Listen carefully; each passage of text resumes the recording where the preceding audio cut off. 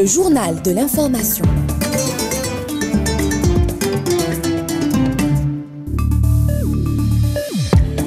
RDC, la SADC et le AC appellent un dialogue inclusif face à l'aggravation du conflit à l'Est. Et face à cette aggravation, le président kényan William Ruto appelle à un cessez-le-feu immédiat. Sahara occidental, la France sous pression pour revoir sa position sur le prétendu plan d'autonomie marocain. ZLECAf, une intégration économique africaine en marche ou un projet encore en suspens? Les réponses dans cette édition. Vous écoutez l'édition principale d'Ifriqiya FM. Mesdames, Messieurs, bonjour. La situation à l'est de la RDC fait la une. Réunis à Dar es Salaam, les chefs d'État de la SADC et de l'EAC ont abordé la dégradation sécuritaire et humanitaire dans cette zone de conflit face à l'intensification des attaques du 1-23. Le retour au dialogue national inclusif figure parmi les principales résolutions. Siam Bourazi.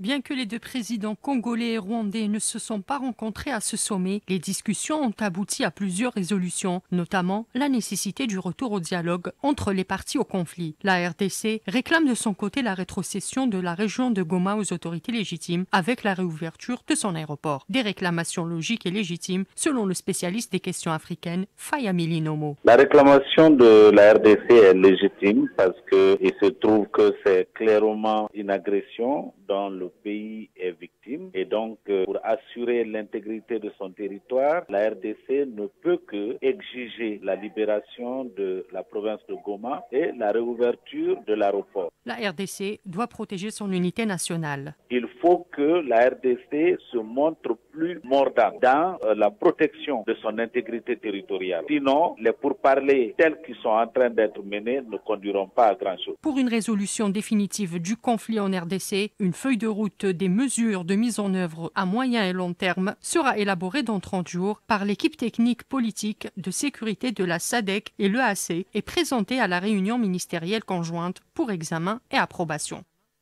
Et lors de ce sommet à Dar es Salaam, le président kényan William Ruto a appelé à un cessez-le-feu immédiat dans l'est de la RDC où les combats se poursuivent entre l'armée congolaise et le groupe armé 1-23. On écoute. Les parties à ce conflit tragique doivent immédiatement cesser les hostilités à Goma et dans les environs. Cette situation est un rappel frappant de la fragilité croissante du contexte actuel. Seul un effort collectif en faveur d'une solution négociée pourra apporter un soulagement. Aujourd'hui, nous nous réunissons pour réitérer notre appel aux parties impliquées dans ce conflit tragique afin qu'elles cessent immédiatement les hostilités et prennent des mesures positives permettant un dialogue constructif en vue du rétablissement de la stabilité. Plus précisément, nous appelons toutes les parties à mettre en œuvre le cessez-le-feu et en particulier le 1-23 à stopper toute avancée supplémentaire. Un cessez-le-feu immédiat est la seule façon de créer les conditions nécessaires à un dialogue constructif et à la mise en œuvre d'un accord de paix global. Cap sur le Sahara occidental, dernière colonie en Afrique. La position de la France est de plus en plus critiquée pour son soutien au prétendu plan d'autonomie marocain, jugé contraire au droit international. Dernière critique en date, celle de l'historien Benjamin Stora, qui appelle Paris à revenir à la légalité internationale afin de préserver ses relations avec Alger. Rania Etrassi. Benjamin Stora n'est pas le premier à le rappeler. Dès 1975, la Cour internationale de justice a tranché. Puis la Cour de justice de l'Union européenne l'a confirmé à plusieurs reprises. Le Sahara occidental est un territoire distinct et aucun accord ne peut le concerner sans le consentement de son peuple. Pourtant, Paris continue de soutenir le plan d'autonomie marocain en contradiction avec ses décisions. Mohamed Cheikh, diplomate sahraoui. La France est un membre permanent du Conseil de sécurité. Donc, sa position doit s'inscrire dans le cadre de la légalité internationale, du droit international. La France, malheureusement, sous la direction d'Emmanuel Macron, a dévié de sa position traditionnelle et aujourd'hui, elle veut imposer une position qui va à l'encontre du droit international. Cette position de la France contredit le discours officiel de sa diplomatie. Paris prétend défendre le droit international, mais son soutien à la prétendue souveraineté marocaine sur le Sahara occidental révèle une contradiction de plus en plus flagrante. Une dissonance qui ne passe plus inaperçue, y compris dans les cercles intellectuels français où la prise de conscience s'accélère. Et dans le cadre de sa mission en tant qu'envoyé spécial du président algérien, le ministre d'État algérien Ahmed Attaf était reçu à Damas par le président syrien. Durant la période de transition, Ahmed Hussein Shara lui a remis un message un message de son homologue algérien Abdelmadjid Tebboune lui adressant ses félicitations et son soutien. L'Algérie a réaffirmé sa volonté d'accompagner les efforts de stabilisation et de reconstruction en Syrie, notamment depuis son siège au Conseil de sécurité de l'ONU. On écoute le chef de la diplomatie algérienne, Ahmed Attaf. L'Algérie est prête à développer sa coopération bilatérale avec la sœur syrienne, notamment dans les domaines que vous avez mentionnés, en particulier l'énergie, la coopération commerciale, l'investissement et l'urbanisme, ainsi que dans tous les secteurs pouvant constituer des fondateurs pour les défis de la coopération algéro-syrienne. De son côté, le ministre syrien des Affaires étrangères Asad Cheibani a exprimé sa gratitude envers le président algérien et souligné la solidité des liens entre les deux pays. On écoute. Le peuple syrien et le peuple algérien partagent une mémoire commune de lutte et de sacrifice pour la liberté et la dignité.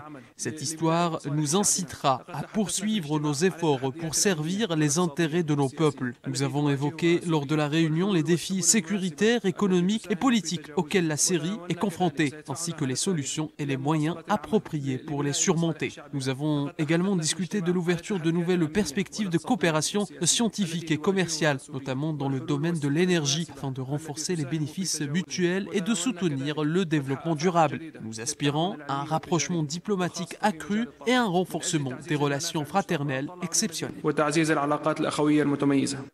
Et dans le cadre de ces visites, le ministre algérien d'État, ministre des Affaires étrangères de la communauté nationale à l'étranger et des Affaires africaines, Ahmed Attaf, en sa qualité d'envoyé spécial du président de la République, Abdelmadjid Tebboune, est arrivé à Beyrouth pour une visite officielle en République libanaise.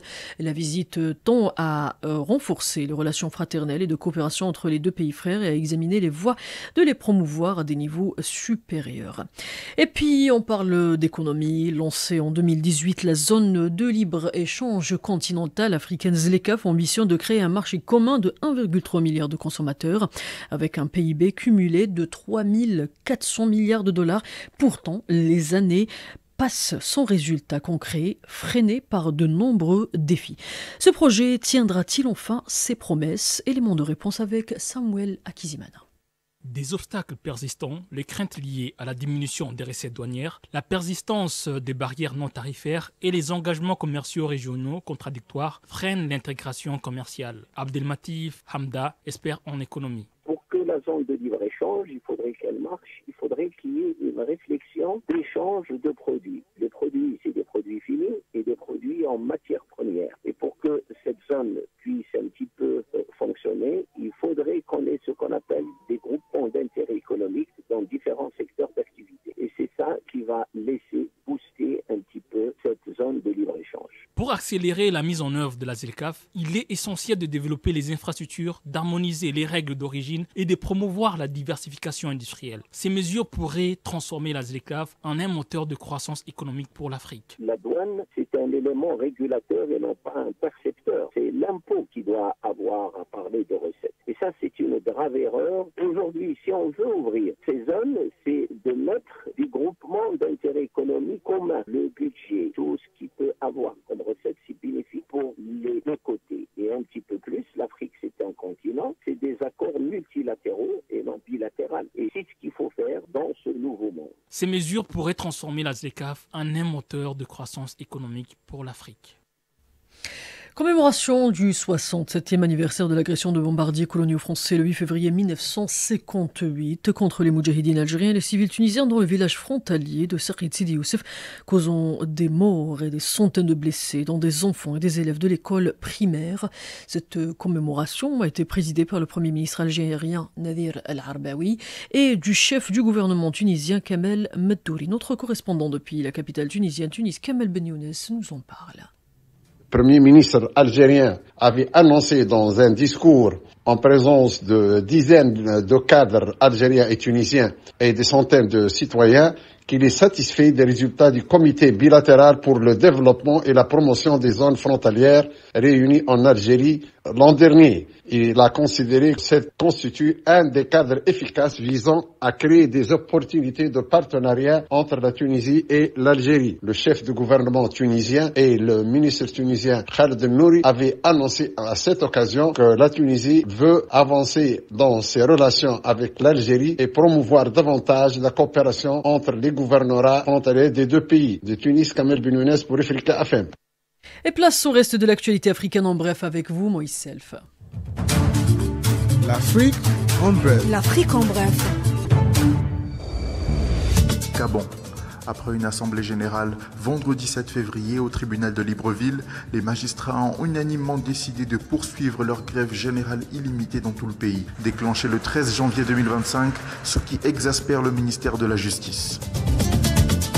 Côte d'Ivoire. Tidiane Diam, leader du PDCI-RDA, a annoncé vendredi 7 février avoir renoncé à sa nationalité française afin d'être exclusivement de nationalité ivoirienne. Une condition sine qua non pour être éligible à la présidentielle du 25 octobre 2025, un scrutin auquel il espère porter les couleurs du parti du Fouet-Boigny. Burkina Faso. Le ministère en charge de la Santé, Dr Lucien Robert Kargougou, a promis vendredi d'apporter un soutien financier et matériel dans la lutte pour l'éradication des maladies tropicales négligées d'ici 2030. Et tout de suite, l'agenda culturel, et c'est à vous, Rudzono. Africulture, l'agenda culturel. Au Mali, inauguration ce jeudi du centre de formation professionnelle de Markala par la ministre de l'Entrepreneuriat national, de l'Emploi et de la formation professionnelle Oumou Salsek. Mali toujours, lancement de la 12e édition du Festival international du Didadi, placé sous le thème Tradition et culture dans la consolidation du Mali Kura, prévu du 20 au 23 février à Bougouni Sud par le conseiller aux affaires économiques et financières du gouverneur Aruna Dambélé.